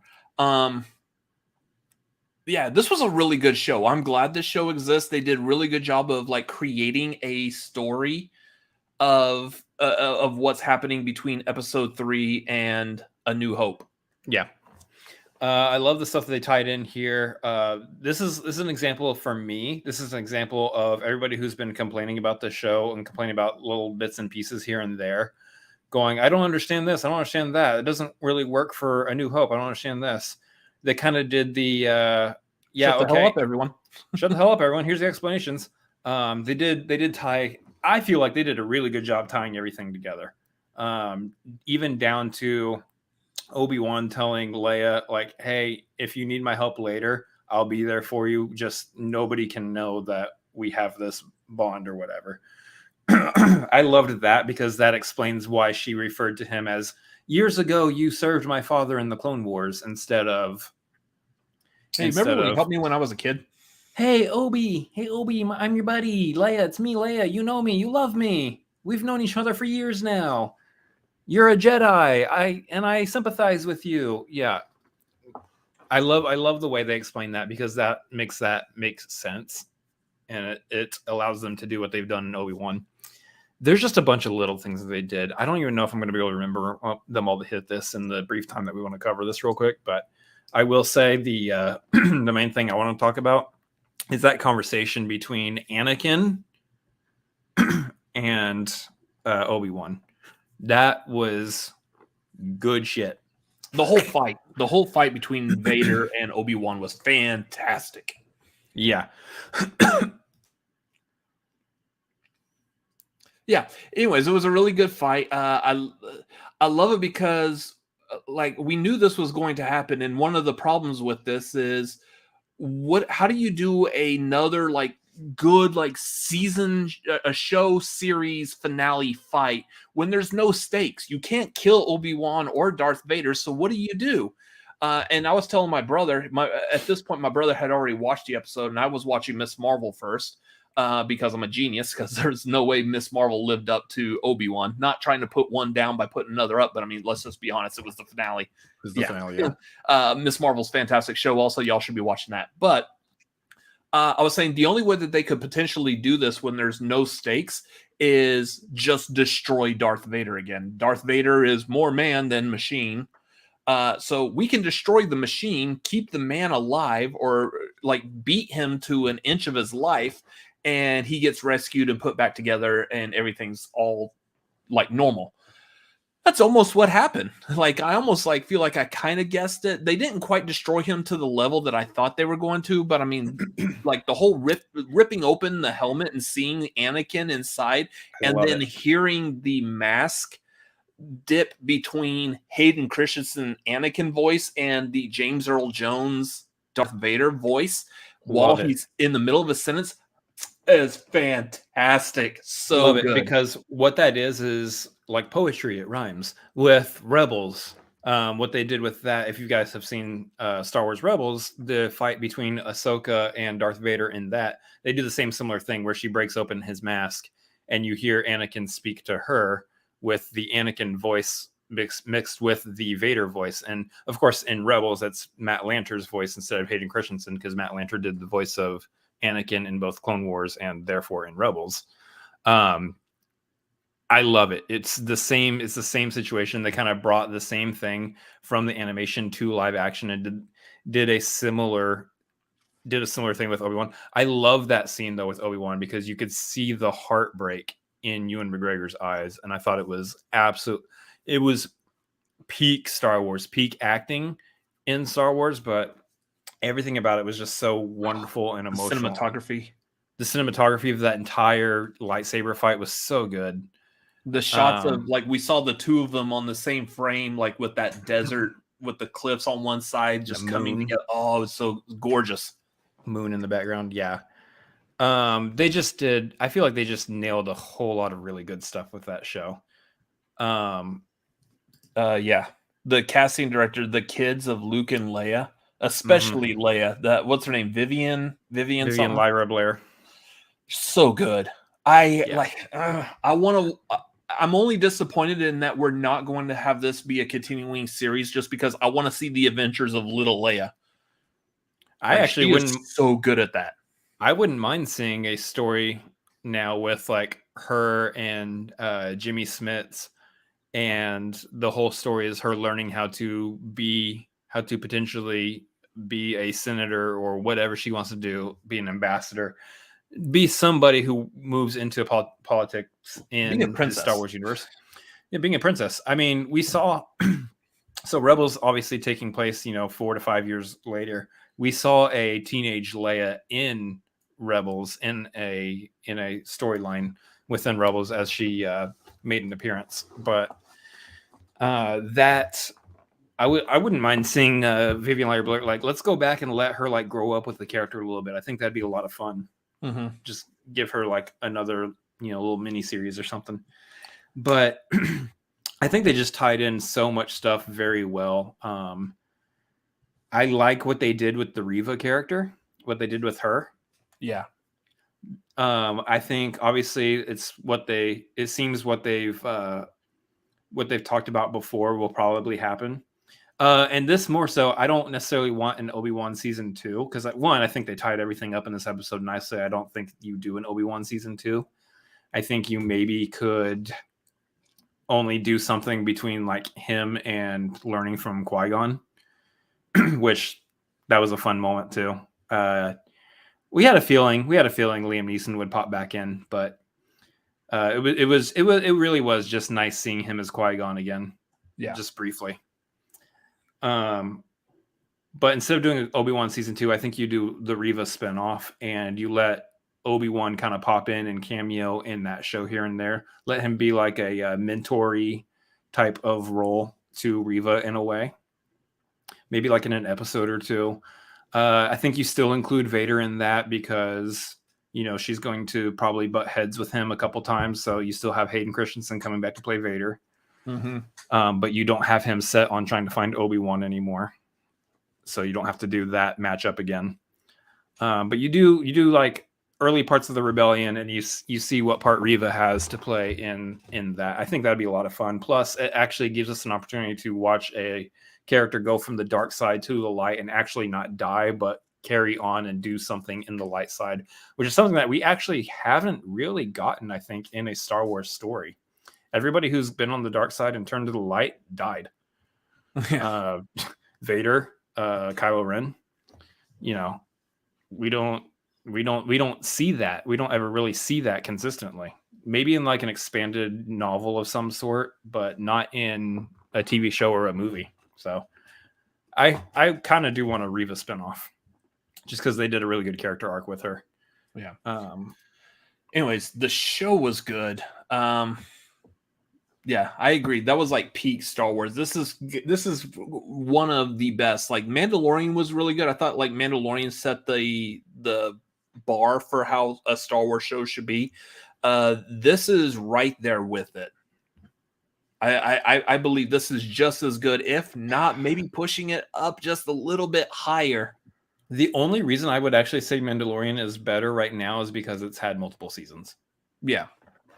But if this came out instead of Mandalorian and Mandalorian came out second, I would probably be saying Mandalorian has not surpassed Obi-Wan. Mm-hmm. Anyways, anything else you want to cover real quick before we take off the banner?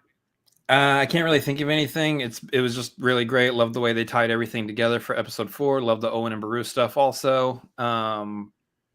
Yeah, I think they just did the hello there and they did all that. They did all the fun stuff. They did everything they needed to do. I thought it was great.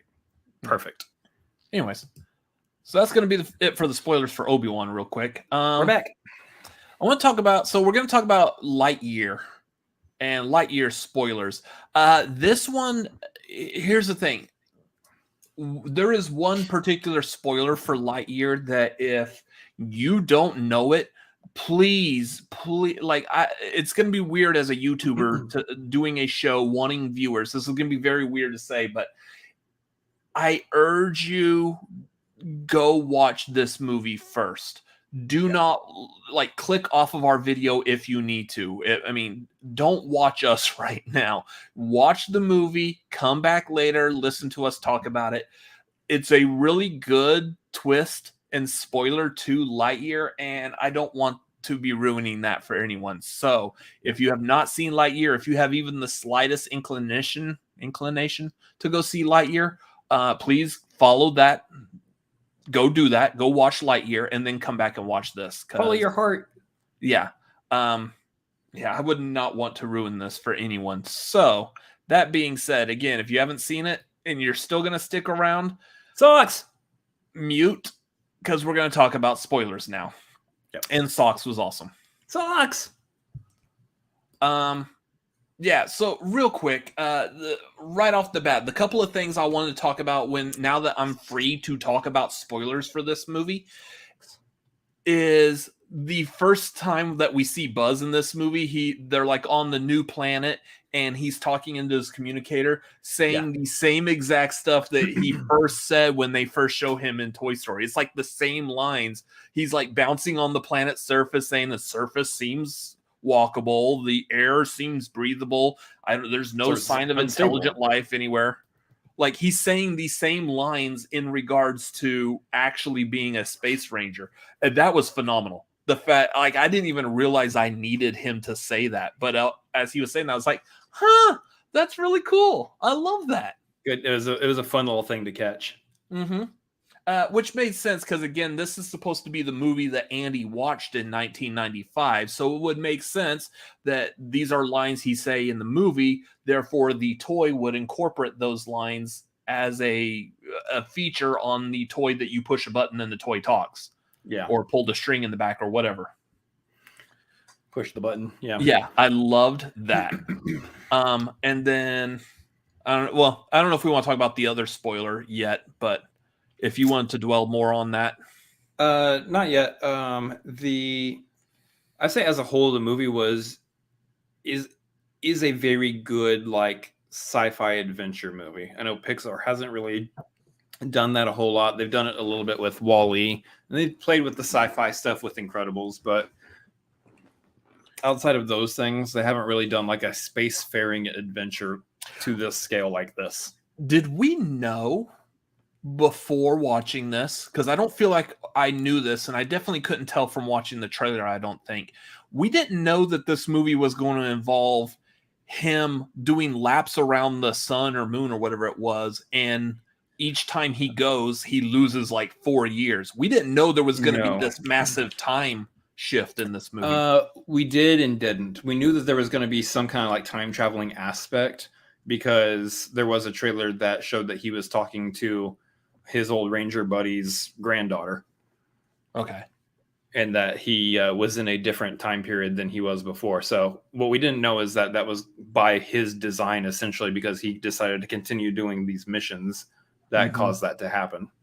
That's why I painted this in our like fresh out of the theater review, that this was basically like Interstellar for kids, because that's a concept that they dive into in Interstellar, where they go through a black hole and land on another planet, and time on that other planet works differently than it does. It's not really a spoiler.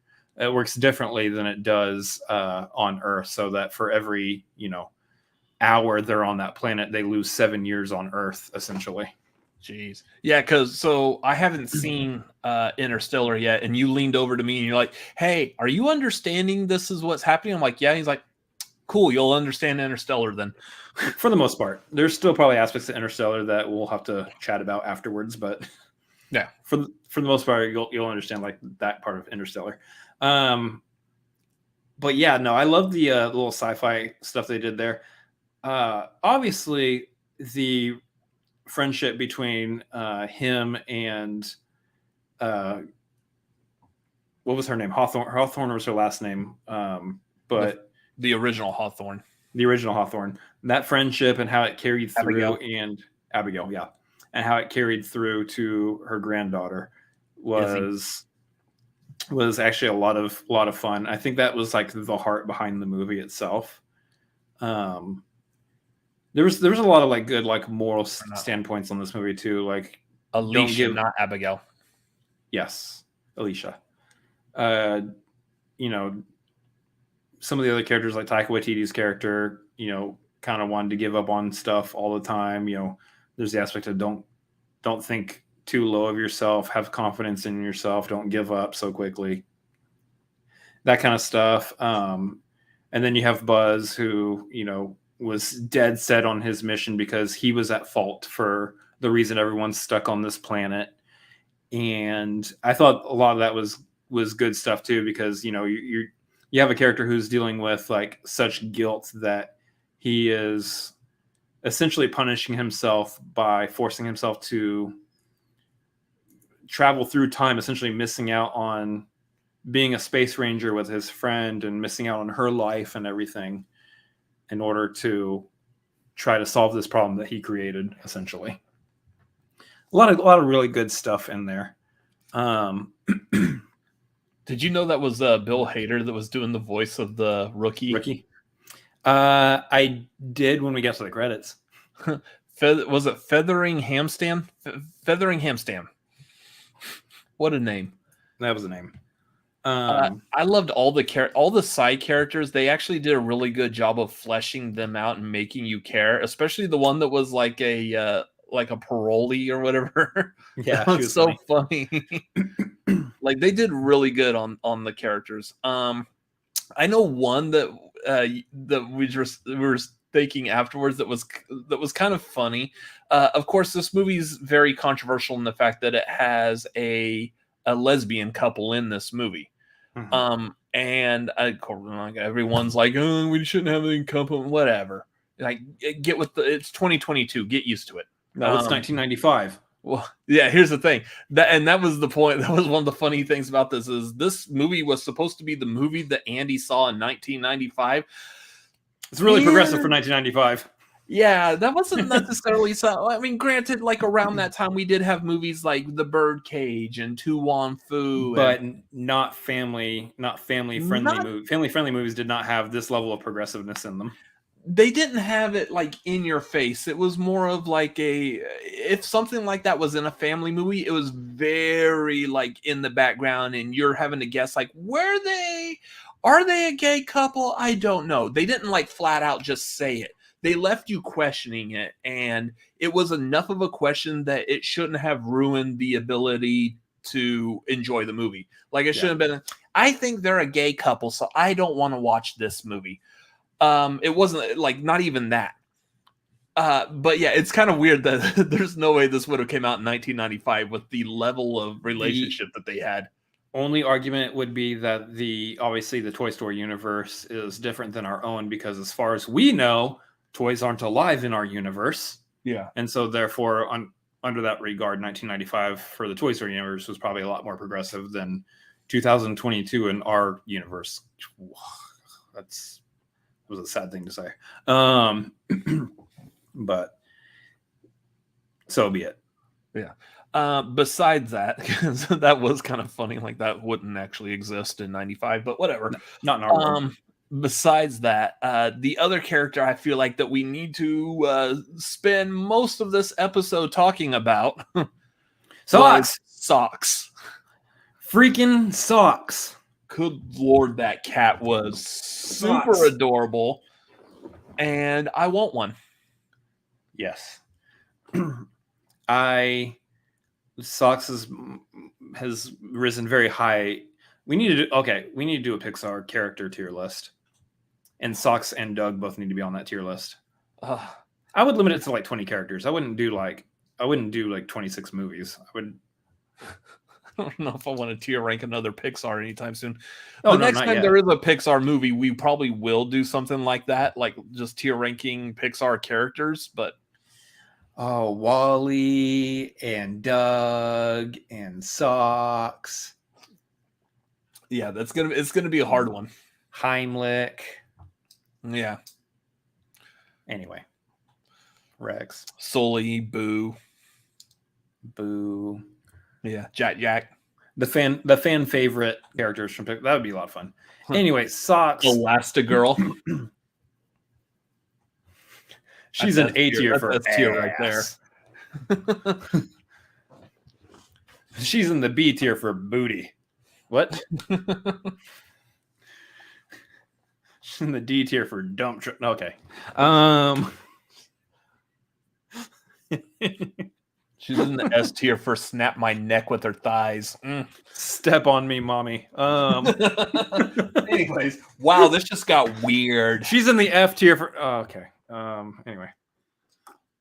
No. Anyways,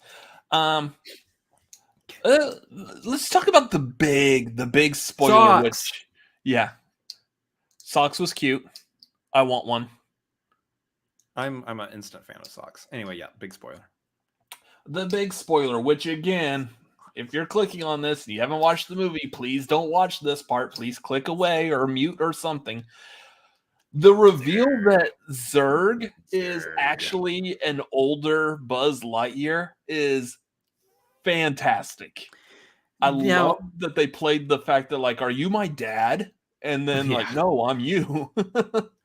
That was hilarious because that called back to Toy Story 2, where they were in that movie. Where in that movie they were making a pun or a joke off of Empire Strikes Back. Yeah.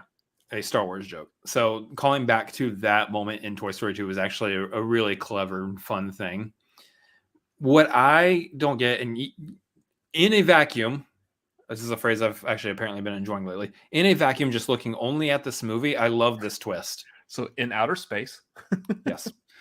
I love this twist in that Zurg is something that we weren't expecting Zurg to be. Yeah. That's great.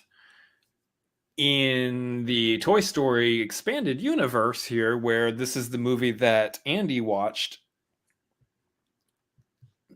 Zurg is known as Emperor Zurg, is a character in and of himself, is a Buzz Lightyear enemy. In toy form, Zurg is not an older Buzz. Zurg is just an alien robotic emperor overlord of his own that's an enemy to Buzz Lightyear, who is like a superhero. So that kind of threw me off here a little bit. But so if we just go back to just look at Lightyear. Look at the post-credit scene, though. That very last shot, if y'all stayed all the way through the movie, through all the logos and everything, there's that very last shot of Zurg floating through space and his lights turn back on as if he's still alive. Guaranteed the storyline is that Zurg is still alive, and unbeknownst to the Space Ranger Corps, he has started creating his own empire, and now he will be Emperor Zurg. But for me, it still doesn't make sense then, because you're still dealing with an old Buzz. Yeah, it's just an old Buzz the whole time. Mm-hmm. So an old Buzz is Emperor Zurg. Yeah, Zurg. Yep. Interesting. Yeah. Again, just looking at this movie by itself, take the Toy Story of it all out of it. The twist is still fun. The twist is still an interesting, unique one. It's like, oh, okay, I didn't see this coming. Obviously, it's a twist. I wonder when they realized they could do that. Like the writers sitting there, like, by the way, you realize we don't actually know who Zurg is. Mm-mm. We can make anyone Zurg. Let's make it an older Buzz since there's time travel to this. That's genius. Genius, sir. Have we not gotten the pitch meeting for this yet? I'm almost certain we'll get that. We'll get a pitch meeting for this tomorrow, but we'll probably get a pitch meeting tomorrow. I want to see if they do the pitch meeting for Lightyear. I want to see if that's what he brings up. Is like, we could make Zurg anybody. Well, let's make him an older Buzz. That's a good idea, sir. Yeah, because the last pitch meeting we got was Jurassic World Dominion from last weekend. So yeah, makes sense. Yeah, it's a clever twist on it. Again, I love the throwback to "You're my dad," and they also like the way they went about it was they did the usual. It's not a cliche. I wouldn't call it a cliche, but they did the usual like, oh, the bad guy isn't a bad guy. This is a twist. You know, we weren't the bad guy doesn't seem to be. He seems to be. It's an older Buzz. He can only be helpful here. There's no way older Buzz is going to be a bad guy. It's like they flip it on you and like, haha, see, it's just old Buzz. Zurg isn't the bad guy after all. And then they rip out the other carpet underneath you and go, haha, just kidding. He's still a bad guy. There's another movie or TV show they did that where the villain turns out to be the older version. And I forgot what it was. I know they did something like that similar in Happy Death Day to You, but there's something like even stronger, closer to the actual, I'm the older version of you and I'm now a villain. I can't remember what it was. But yeah, that I have seen that play out before. They did it very well in Lightyear. I don't want to say it's necessarily cliched because I don't feel like it is, but I have seen that happen in a movie or story before. I was talking more about like how the twist is like, oh, you know that this is a bad guy, and then all of a sudden they make it look like it's not a bad guy, and then just kidding, no, he's still a bad guy. Yeah. Like that aspect I thought was very cleverly handled, very well done, very well handled. So I liked what they did. I think Zurg actually looked pretty dope as the full-fledged villain, as the full-fledged character. Like they added details and freshened up how Buzz Lightyear looks. Obviously, he's not going to look like a toy. He's going to look like a real person in the real Space Ranger outfit. And I thought he looked great. Likewise with Zurg, they gave him height. He was a giant robot mech, essentially, almost. And it was very well handled. He was like intimidating looking. And then, of course, you got the old Buzz who came out of it, who was not intimidating looking at all. Looked like a bobblehead. Well, they showed the old Buzz in the Zurg costume, and it kind of looked a lot like Obadiah Stane in the Ironmonger costume. Yeah, where he was a much smaller person in a bigger armor costume. So he's not like, it's not like his arms are actually in the Zurg arms or anything. He's just piloting this armor ship body thing. Yeah. So yeah, I thought it was very well done. I enjoyed it. I thought they did a great job with it. I thought it was a good movie. It's so at the end of it all, like, this isn't like Pixar's best movie. I'm not sitting here watching this. Obviously, we did the tier list. You know, you just saw where we kind of stuck it. I don't think it's up there with like the S tier at all. I don't think it's an S tier Pixar movie. I don't think it's better. It doesn't have like a better emotional takeaway. And honestly, at this point, that's kind of what I rank the Pixar movies on, which is why I put Incredibles in the C tier and not further up, is because the Pixar movies that have like a better emotional takeaway for me are the ones that hit home harder. Mm-hmm. And that's what we were saying to begin with, that is that keep in mind it's your personal connection to these movies. If it doesn't hit you personally, you're not going to rank it as high. And that's the other thing too, is that like, you know, people might hold that against you. Like, you don't personally connect with The Incredibles. What's wrong with you? I just didn't. It came out at a time when I probably wasn't flocking to animated movies all that often. It just hit at the wrong time. I think that's the same with like Ratatouille. Like the 2004 to 2008 section of time was not the time for me to go watch these movies. You know, if I had seen Incredibles for the first time before doing the Pixar ranking, I probably would have ranked it higher. But that being said, Lightyear, I think, was by itself a good movie.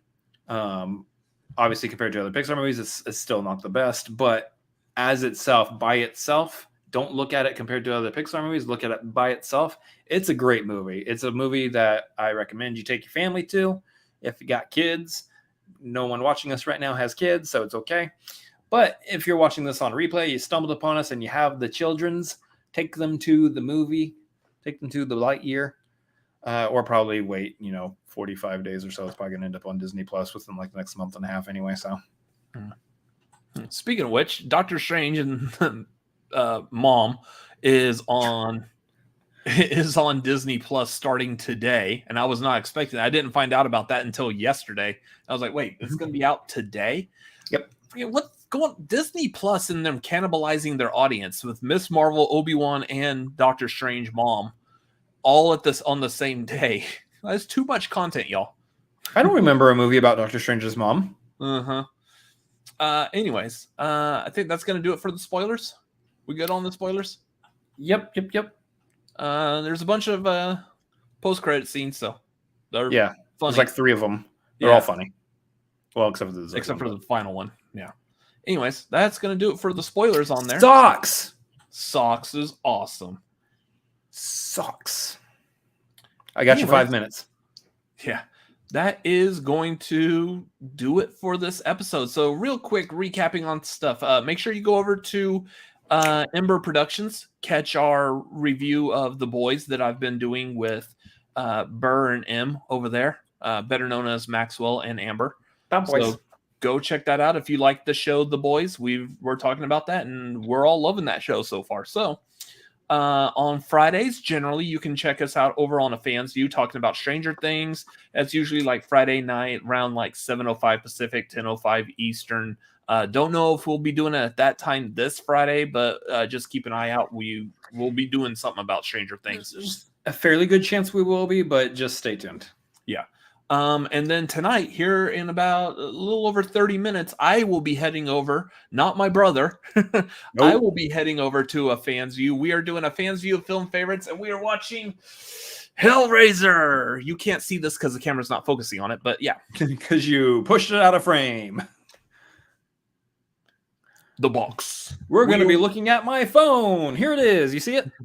We will be watching Hellraiser. If you've seen Hellraiser, if it's a good classic horror movie for you, come watch it with us. It's going to be a lot of fun. If you've never seen it, be prepared. Come watch it. We urge you to. All of us will be there on screen to kind of help guide you through this horror movie, and it's going to get a little gross. There's some disgustingness to this, and it is wonderful. Really good practical effects in this movie. So, please come watch. It's going to be a lot of fun. It's probably one of my favorite like gory horror movies. So I'm going to be giddy talking about it. So that is happening here at 8:35 Pacific, 11:35 Eastern. Go check that out. I will see you over there. Otherwise, yeah, that's it. I do like. Did you happen to notice that I put the Mysterio over here because I didn't have a Buzz Lightyear, so I had to do something that has a dome head. Why? You're on camera. Huh? Anyways, make sure you follow us at Cinefanatics MLP on Twitter and Instagram. You can follow me personally at Robert Adams MLP, Twitter, Instagram, and Letterboxd. And Chris, you can find me at Chris Adams MLP on Twitter, Instagram, and Letterboxd, as well as twitch.tv/Chris Adams MLP, where we are streaming. We're having fun. The next stream time could be Saturday, but it might be earlier in the day, or I probably won't be streaming it all on Saturday. It's more likely at this point that I'm probably not going to be streaming this Saturday. So if that's the case, come hang out with us on Sunday evening. We will be doing family game night. Come play some Jackbox games with us on Sunday. It's going to be a ton of fun. And also, again, real quick plug, because of Saturday, we will be going to see Ben, the Boss Bateman, from the Movie Trivia Schmodown. He is a musician. He is on tour, and we will be seeing him this coming Saturday here in Austin, Texas. If you have the means and you are available, come hang out with us. If you can get to it, come watch with us. We will be there. If you are not in the Austin, Texas area, please go to benbatemantour.com. Pick up your tickets to wherever he's going to be at close to you. We've seen him live already in LA, and it was a really good show. Eager to see him again. So make sure you pick up those tickets, benbatemantour.com. Yeah. And that's it. Otherwise, yeah, thank you all for watching. Thank you all for being here. We appreciate you watching. Make sure you like, make sure you comment if you're watching this on a replay. And, of course, hit that subscribe button. Pound it like the YouTubers tell you to do. Anyways, that's what you're supposed to do. So slap that subscribe button. I don't have a comparison as to what you should slap it like, but just slap it if you want. Just do it with the mouse, not with your hand, because your hand will break your computer. Turn it from red to gray. Turn it from red to gray. Is it red right now? Click it. Then it'll be gray. Click it. Click it. Click it. Anyways, that's going to do it for tonight. Thanks for watching. Y'all have a great evening. Bye-bye. My mic smells weird. Bye. Your mic smells weird. Ew.